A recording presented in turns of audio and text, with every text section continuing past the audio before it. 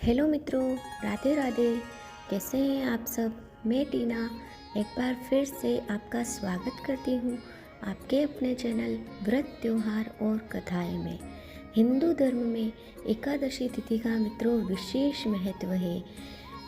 इस विशेष दिन पर भगवान विष्णु की उपासना का विधान है। हिंदू पंचांग में बताया गया है मित्रों कि एक वर्ष में 24 एकादशी व्रत रखे जाते हैं। माघ मास की एकादशी तिथि है आज मित्रों, जया एकादशी इसका नाम है। आज के दिन जया एकादशी का व्रत रखा जाएगा। यह व्रत माघ मास के शुक्ल पक्ष की एकादशी को जया एकादशी कहते हैं मित्रों। यह व्रत अभी 1 फरवरी 2023 बुधवार के दिन रखा जाएगा। मान्यता है कि जया एकादशी के दिन भगवान विष्णु और माता लक्ष्मी की आराधना करने से और एकादशी व्रत रखने से अश्वमेघ यज्ञ के समान फल की प्राप्ति होती है। जया एकादशी को मित्रों भीष्म एकादशी या भूमि एकादशी के नाम से भी जाना जाता है। आज जया एकादशी की मैं आपको कथा सुनाने वाली हूँ, तो मित्रों ध्यान से सुनिए। इस कथा को शुरू करते हैं जया एकादशी के व्रत की कथा। पद्म पुराण में वर्णित कथा के अनुसार देवराज इंद्र स्वर्ग में राज करते थे और अन्य सब देवगण सुखपूर्वक स्वर्ग में रहते थे। एक समय इंद्र अपनी इच्छानुसार नंदन वन में अप्सराओं के साथ विहार कर रहे थे और गंधर्व गान कर रहे थे। उन गंधर्वों में प्रसिद्ध पुष्पदंत तथा उसकी कन्या पुष्पवती और चित्रसेन तथा उसकी स्त्री मालिनी भी उपस्थित थे। साथ ही मालिनी का पुत्र पुष्पवान और उसका पुत्र माल्यवान भी उपस्थित थे।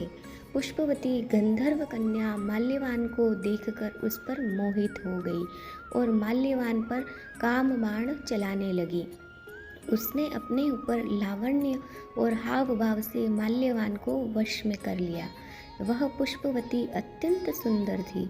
अब वे इंद्र को प्रसन्न करने के लिए गान करने लगे, परंतु परस्पर मोहित हो जाने के कारण उनका चित्त भ्रमित हो गया था।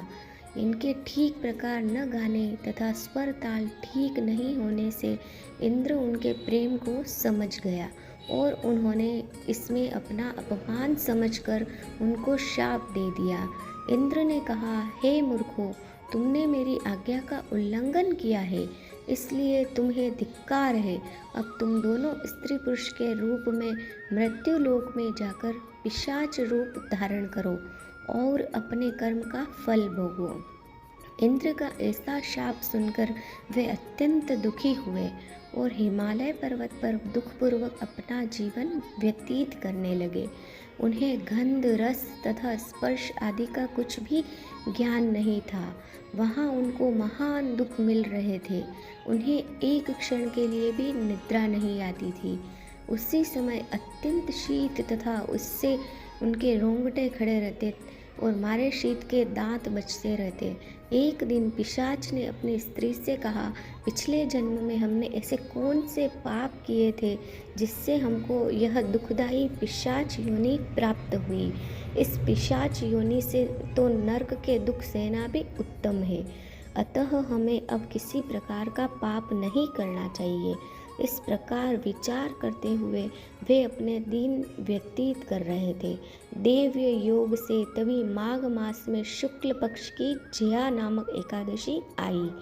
उस दिन उन्होंने कुछ भी भोजन नहीं किया और न कोई पाप कर्म ही किया, केवल फल फूल खाकर ही दिन व्यतीत किया और सायंकाल से महान दुख से पीपल के वृक्ष के नीचे बैठ गए। उस समय सूर्य भगवान अस्त हो रहे थे। उस रात को अत्यंत ठंड थी, इस कारण वे दोनों शीत के मारे अति दुखित होकर मृतक के समान आपस में चिपटे हुए पड़े रहे। उस रात को उनको निद्रा भी नहीं आई।